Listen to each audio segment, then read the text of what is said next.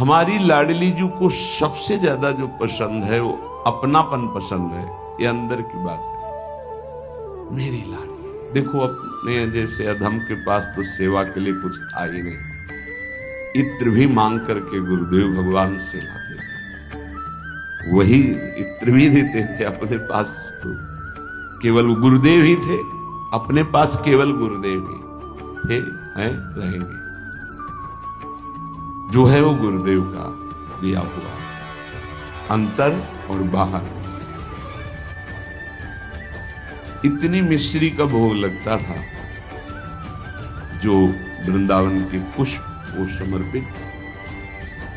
और सबसे बड़ी बात कृपा की ये थी कि पर्दा लगा करके, और जब मिश्री इतनी रखते थे तब रुदन होता था, स्वामिनी जी आपके लिए कुछ नहीं हमारे, और हम जैसे हैं आपके।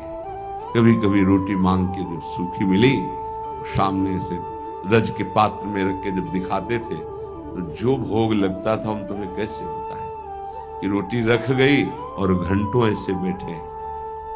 भावोत्सवेन भजताम रस का। हमारी प्रियाजू को, अरे वैभव क्या, वैभव जिनका है वो तो उनके महावर लगाते हैं, और कौन सा वैभव प्रियाजू को पसंद आएगा। जिनका वैभव है वो तो महावर लगाने के लिए याचना करते हैं, उनको कौन सा वैभव। नमस्कार प्रियाजू को, मस्तक रखकर भूमि पर हाथ जोड़कर। और जो प्रियाजू को पसंद है श्याम, यदि आपके पास श्याम पुष्प नहीं है, श्याम मृगमद नहीं है, कस्तूरी, तो श्याम सुंदर का नाम और गुण तो है, सुनाओ उनको। गोविंद कथा, गोविंद नाम कीर्तन ये प्यारी जी को बहुत प्रिय है। जब आप सुनाओगे ना गोपाल सहस्त्र नाम, श्रीमद् भागवत के श्लोक जिनमें रूप माधुरी श्री कृष्ण चंद्र जी की, या जो महान ऋषिकों के, क्योंकि स्पष्ट समझ लीजिए, मेरे तन मन प्राण होते प्रीतम प्रिय, मुंह को तो भावती ठोर प्यारे के नयनन में, और खास बात नंद के लाल हरियो मन मोर।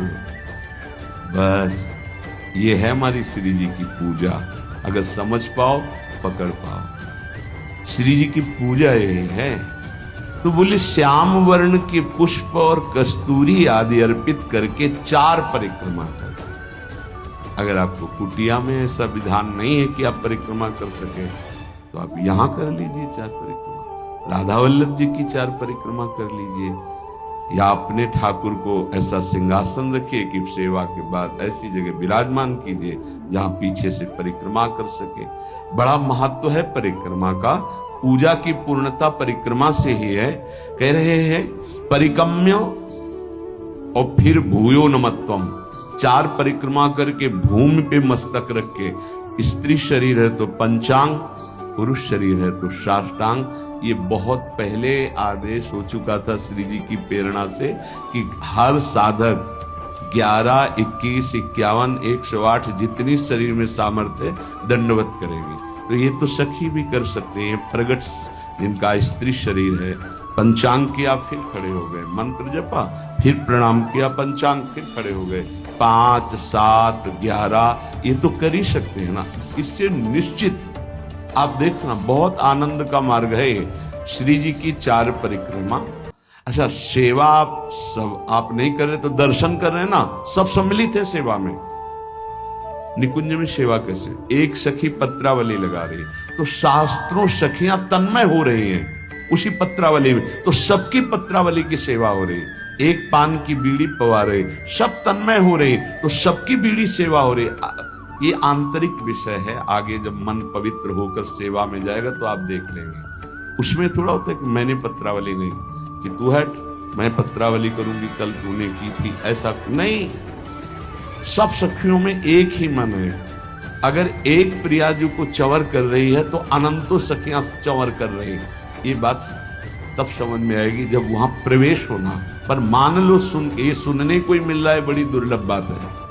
श्रीपाद आगे जो कह रहे हैं,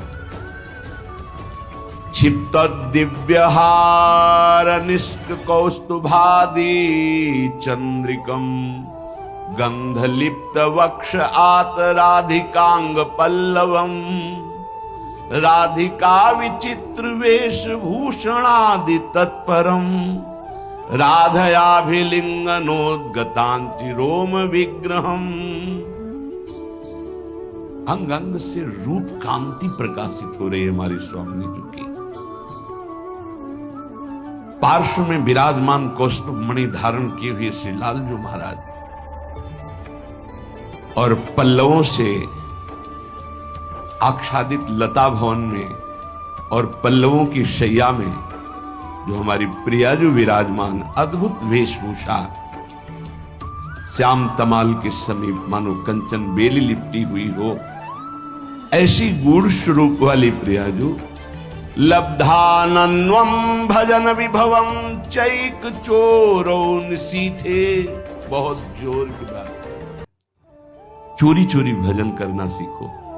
श्रीपाद कहे चोरौ निशीथे, निशीथ कहते हैं अर्धरात्रि को 12 बजे। चोर का प्रोग्राम 12 बजे से शुरू होता है, क्योंकि 12 और 2 का जो समय होता है इसमें सब बेशुद्ध होने लगते हैं। 4 तक तो जिसको नींद ना आती हो तो 2 से 4 के बीच में आ ही जाएगी, और यही होता है भजनानंदी का भजन का समय। 12 साढ़े 12 इसमें दिनचर्या प्रारंभ हो जाती है। 8 और 9 के बीच में शयन। या कमाने आए हैं, यहाँ ओवर टाइम भी करना है, सब सो रहे हैं और समय जब लब्ध्वानन्वम भजन विभवम।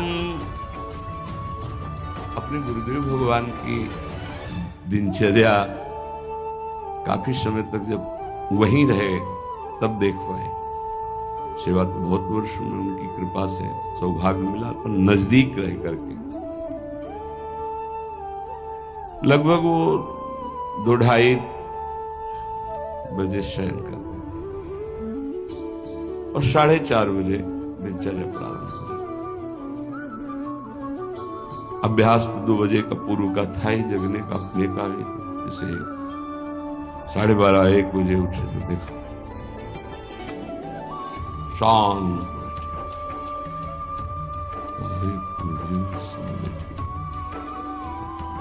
जहां और 2:30-3 बजे 4:30 बजे शौच स्नान। क्या जीवन को कैसे प्रियाजू के चरणों में समर्पित किया जाता है, गुरुजनों से समझ गया। कभी कोई बाल भोग, कभी कोई ब्याहुला, कोई उत्सव, 20 वर्ष नहीं, ये सब यहां हो रहा है। 1 दर्शन कोई गुरु जी की, श्री जी की नहीं, संभाषण नहीं, आंख उठा के देखना नहीं, ये पास रहकर। ये अब जो है ना, तो बरसंत में सहजाद्भुत सौख्य धारम, सहज में सुख वर्षा कर रहे हैं, देख रहे हैं, संभाषण कर रहे हैं, आरती कर रहे हैं, सब दर्शन कर सकते हैं, प्रवेश नहीं। लब्ध्वानन्वम भजन विभवम चैक चोरौ निशीथे, आदेश कर रहे हैं हमारी श्री जी का भजन चोर चोर करो, चोर चोर, चोरी चोरी, कोई जान न पावे कि आपकी कितनी ऊंची अवस्था है। हे भजन का स्वरूप समझो, अंदर ही अंदर आपके आग जल जाए भजन करने की। जितना नींद को कम कर पाओ धीरे धीरे, ऐसा वो कम करना नहीं माना जाएगा कि सत्संग में सो गए, माला चलाते समय सो गए, फिर ये ठीक नहीं, ये विक्षेप नहीं होना चाहिए।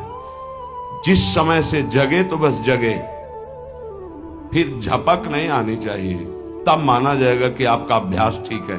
अब उधर तो आपने तोड़ दिया नींद अपनी, और इधर पूरी कर रहे हो, तो फायदा क्या हुआ तोड़ने का। सत्संग में नींद पूरी कर रहे हो, कीर्तन में नींद पूरी कर रहे हो, और आप तो ये उपासना में ऐसा ठीक नहीं है। उतना आप सोइए जिससे जगने के बाद फिर आपके झटके न लगने पावे। नहीं, ठीक राइट टाइम पे, बिना किसी अलार्म के पूरे जीवन में उठने का स्वभाव बनाओ तो वैसे ही उठ जाओगे। वो घड़ी दिमाग में चलती है अपने आप, 5 मिनट नहीं कहते आगे पीछे नहीं। तो यदि आप इसी जन्म में उस महाप्रेम रस स्वामिनी को प्राप्त करना चाहते तो आधी रात को उठो निशीथे और चई को चोरो, चोर की तरह चुपचाप चुरा के भजन करो, जान न पावे कोई कि भजन का ऐसा तुम्हारा चल रहा है। तब आनंद आपके अंदर प्रकट होगा। विभवम भजन विभवम, भजन का वैभव प्रकट होगा। देखो ना कर, ऐसा तुम मान लो कि अब हमको परमार्थ में ही जीना है।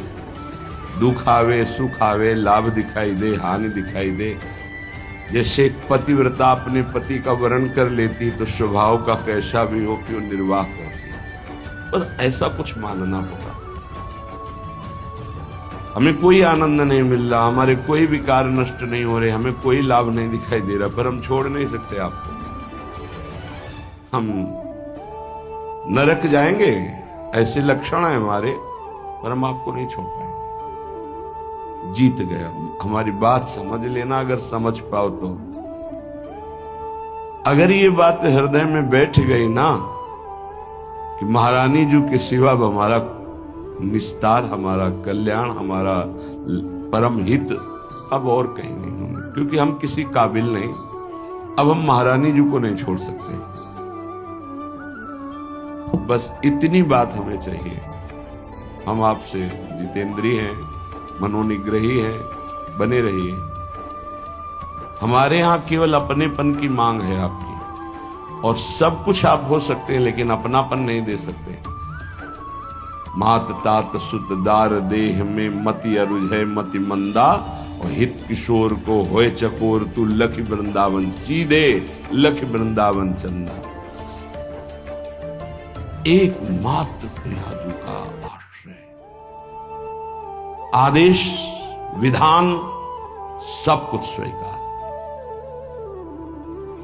गृह त्याग करा रहे हैं आचार्य चरण, पुत्र पत्नी, वैभव, सम्मान, त्रिभुवन पूजित। आदेश होता है कि राधा वल्लभ जी को, इन दो सखियों को प्रश्नवाचक चिन्ह नहीं आया कि प्रभु अभी तो त्याग के ही आए, क्या कहेंगे देववन वाले। हित हरिवंश महाप्रभु यहां तो गृह त्याग किया, अच्छा कहीं इस पुराण भी नहीं हुआ। क्यों? जोई जोई प्यारो करे सोई मन भावे। आज उसी वंश से, उन्हीं आराध्य देव से लाखों का निकुंज में प्रवेश हुआ, हो रहा है, आगे होता रहेगा। नित्यानंद महाप्रभु बाल्यावस्था से लंगोटी वाले परम बैरागी दिगंबर अवधूत, कैसी कैसी स्थितियां महाप्रभु चैतन्य देव ने आदेश किया, आपको विवाह करना है और ऐसी संतान प्रकट होनी है जिससे लोक मंगल होगा। दोबारा प्रश्न नहीं किया कि आप गृहस्थ से विरक्त में पदार्पण किया, और यहां बाल्यावस्था से विरक्त अब गृहस्थ की आज्ञा, सरकार ये कैसी आज्ञा, कोई प्रश्न नहीं। नाम जापक है, मार मार के खाल खींच दी गई, उनके हृदय में प्रश्न नहीं हुआ कि ऐसा विधान क्यों बनाया हरि। बहुत विचार करने पर उपासक को बहुत धैर्यवान होकर के इस मार्ग में चलना है। ऐसे चला जाता है ये मार्ग, ऐसे चला। कुछ पकड़ना मत, तो वो आपको पकड़ लेंगे, गिरोगे नहीं। क्यों म्यों प्रश्न उत्तर, ये सब जिसका हृदय आराध्य देव के चरणों में समर्पित हो जाता है वही इसके रास्ते को जानता है। ये सब साधन एक प्रक्रिया है। अगर प्रभु से अपनापन नहीं हुआ तो कोई खास बात नहीं। साधन का कोई खास, साधन का सब साधन कर यह फल सुंदर, प्रभु पद पंकज प्रीति निरंतर। अभी कैसे विषयी पुरुषों को समझ में आएगी? बहुत सुलझने की जरूरत है, नहीं ये जीवन व्यर्थ चला जाएगा। दुर्वि तर्क्यानुभाव युक्ता देवी निकुंज देवी श्री स्वामिनी जी बड़े बड़े तार्किकों के भी तर्क से पकड़ में आने वाली नहीं है। जैसे वेदांत दर्शन तर्क के द्वारा श्रद्धावान तर्क करे तो उसके द्वारा वो स्थापित होता है। कह रही यहां नहीं, यहां सीधे स्वीकृति करो मेरी महारानी श्री राधा रानी, तो आपके हृदय में बल प्रकट होगा। जाके बल में सबसों तोरी लोक रीति और वेद रीति दोनों से, जाके बल में सबसों तोरी लोक वेद और कुल कानी, लोक रीति वेद रीति कुल रीति, इन सब का त्याग करके रस रीति में प्रवेश पाया जाता है। तो किसके बल से? मेरी महारानी श्री राधा रानी। जाके बल में सबसों तोरी लोक वेद कुल कानी, मेरी महारानी श्री राधा रानी। ये तर्क का विषय नहीं है, यहां स्वीकृति का विषय है। अब उपासना बताए। पहले तो ये कह रहे हैं कि ये बहुत निगूढ़ भाव है, इसे वेद प्रमाणित भी नहीं कर सकते आप। श्रद्धा और विश्वास करके रसिकों की बात मान लो।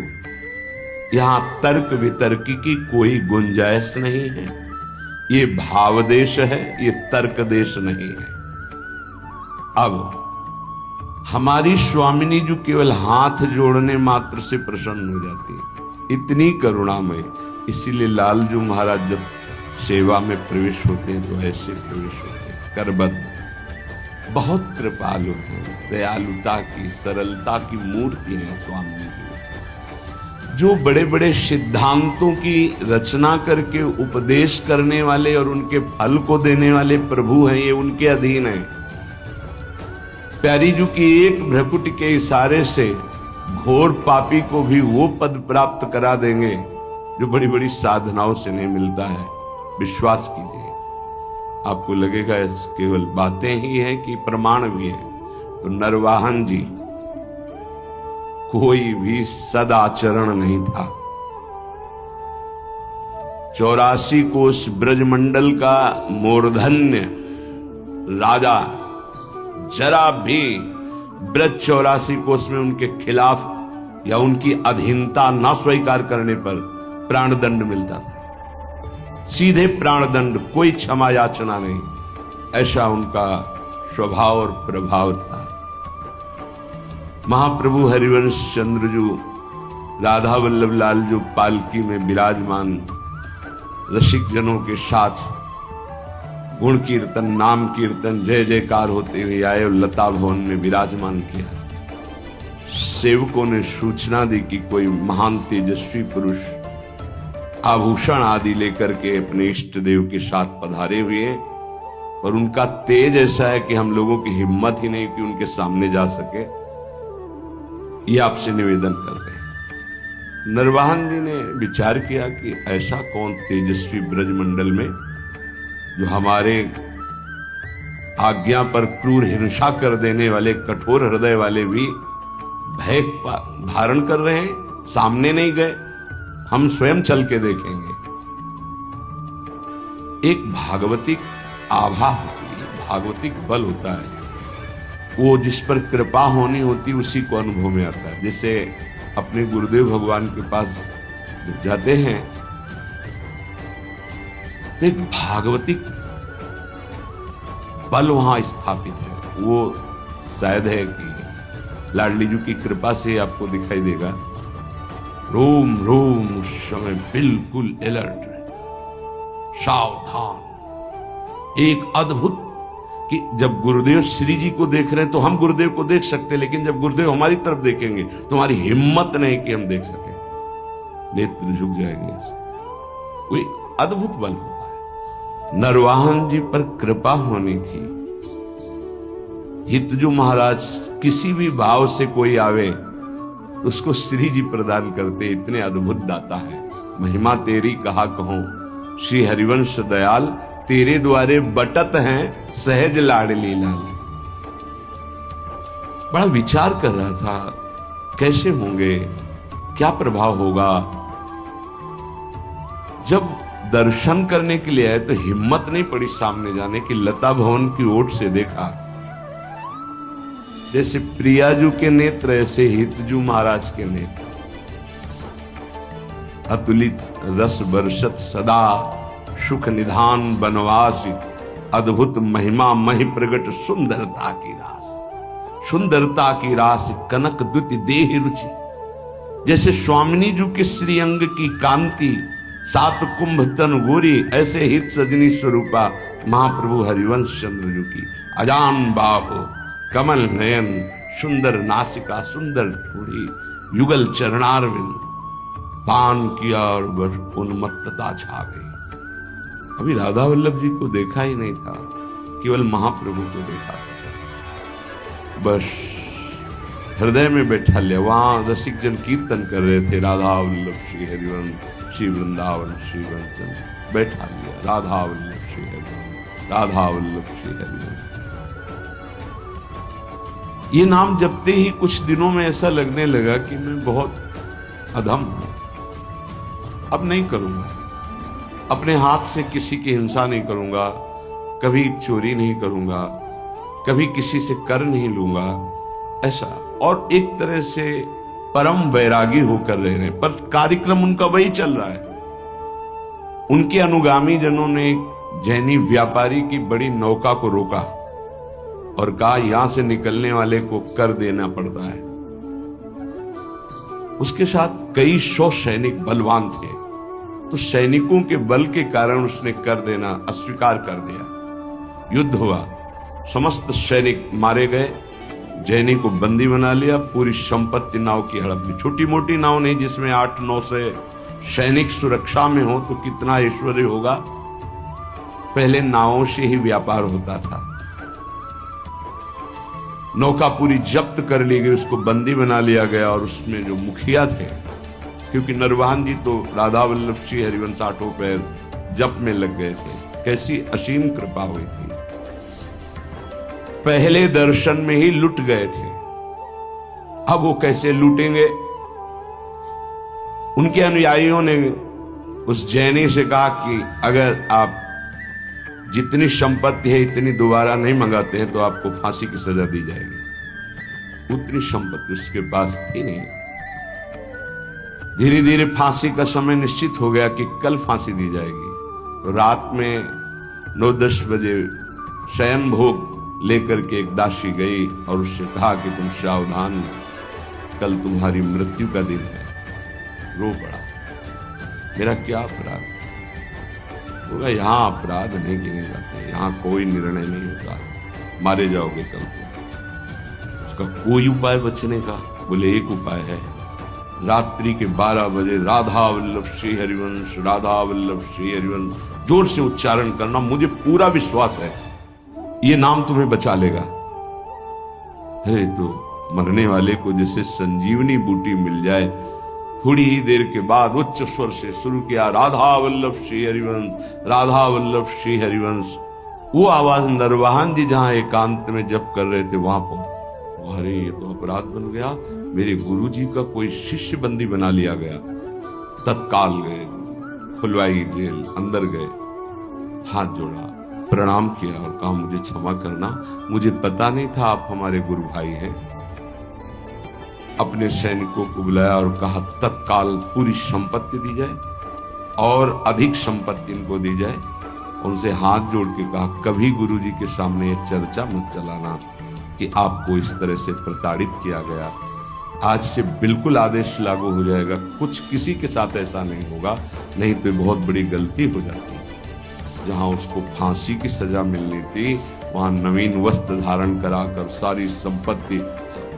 उसके मन में आया एक बार तो उनसे मिलूं, जिनके नाम के बल से मुझे सम्मान मिला जहां मृत्यु मिलने वाली थी, और व्यापार में जो लाभ मिलता उससे अधिक धन मिल गया। उनका मूल तो मिला ही, और भी संपत्ति नरवाहन जी ने दी इस बात की कि मेरा गुरु भाई है।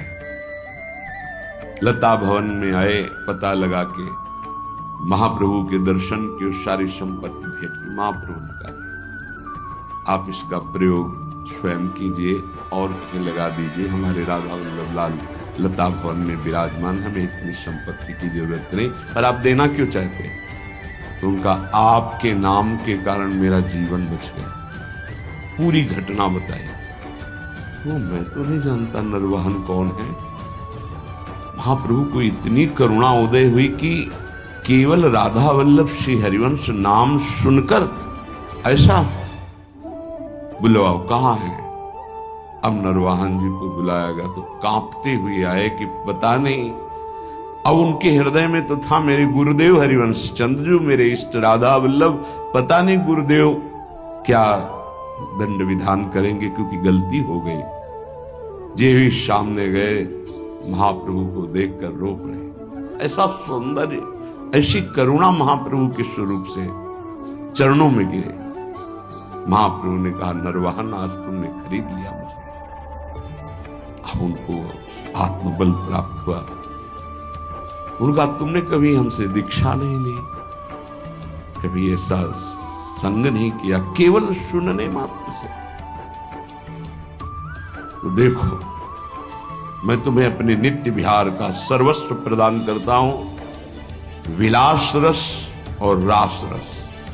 11वां पद विलास रस का है। मंजुल कल कुंज देश राधा हरि विशद वेश, राका नव कुमुद बंधु शरद जामिनी, श्यामल दुति कनक अंग बिहरत मिले एक संग। ये विलास का पद है। और 12वां पद चल ही राधिके सुजान, तेरे हित सुख निधान, रास रच्यु श्याम तट कलिंद नंदिनी। इसके आखिरी में नरवाहन प्रभु निहार, लोचन भरी घोषणार, नक्सिक सौंदर्य काम दुख निकंदिनी। देख हमारे प्रिया प्रीतम कैसे है, जो अनंत जन्मों की साधनाओं से भी नहीं बनता, क्षण में महाप्रभु ने उपा। हम ऐसे आचार्य की शरण में हैं जो करुणा समुद्र लाडली का साक्षात स्वरूप है। हमारी श्री जी और हमारी हित सजनी जो एक ही हैं। आप देखो सिद्धांत विचार में ध्रुवदास जी कहते हैं, तहां श्रीजू के श्री मुख की बानी, श्रीजू के श्री मुख की बानी। हितजू को संबोधन करते तहां श्री जी के श्री मुख की बानी। ये गूढ़ विषय है। आचार्य कृपा करे, रसिक जन कृपा करे तो घोर पापाचारी को भी नित्य विहार रस प्रदान कर दे। हमारी स्वामिनी जो बड़ी कृपालु है, हाथ जोड़कर नमस्कार करने मात्र से ही प्रसन्न हो जाने वाली प्रिया जो है। क्या करो? बोले निकुंज देवी की सेवा विराजमान करो। निकुंज देवी प्रियाजू की सेवा। प्रियाजू ये नाम सेवा, राधा नाम सेवा, राधा वल्लभ रूप सेवा, ये प्रियाजू ही है। राधा ही जहां की वल्लभ है, यह है प्रेम उपासना। यहाँ की वल्लभ कौन है, प्रीतम कौन है? मेरे प्राणनाथ श्री श्यामा, शपथ करो तृण छिए, रहो को काहू मन। हमारी प्रियाजू को श्याम वर्ण बहुत पसंद है, प्रीतम के श्रीअंग कांति के कारण। तो श्रीपाद कह रहे हैं, यदि श्याम वर्ण का पुष्प और श्याम वर्ण के गंध का आलेप कस्तूरी प्रियजू को बहुत प्रिय। श्याम वर्ण श्यामा मयूरवैर परिचर परिकम्य भूयो नमत्वम, कृत्वांजल्या नति सुविनयम दिव्य गंध प्रसूनई। सुंदर पुष्प श्याम वर्ण का हो, श्याम कमल या और भी श्यामता लिए हुए बहुत प्रिय है प्रियाजू को। कस्तूरी आदि का लेपन और सुगंधित द्रव्य आदि अर्पित करके, हाथ जोड़ करके, हृदय से अपनापन करके, परिकम में 4 परिक्रमा करके, भूयो नमत्वम, भूमि में मस्तक रख करके नमस्कार कर दो तो स्वामिनी जो अपना सर्वस्व प्रेम प्रदान कर देती है। बहुत करुणा में ऐसा कुछ नहीं लिखा जो सब कोई न कर सके। गृह में अपने स्वामिनी जी की सेवा विराजमान करो। राधा नाम, राधा वल्लभ रूप, गुरुदेव, आचार्य, ये सब स्वामिनी जी ही है। आचार्य भी स्वामिनी जी हैं, गुरुदेव भी स्वामिनी जी हैं। जैसे हितजू महाराज को सेवक जी कह रहे मम स्वामिनी धनी, मेरी स्वामिनी, ऐसे ही आचार्य ही गुरुदेव हैं, तो गुरुदेव मम स्वामिनी, गुरुदेव मम स्वामिनी, आचार्य मम स्वामिनी, इष्ट मम स्वामिनी, कोई अंतर नहीं। सेवा विराजमान करके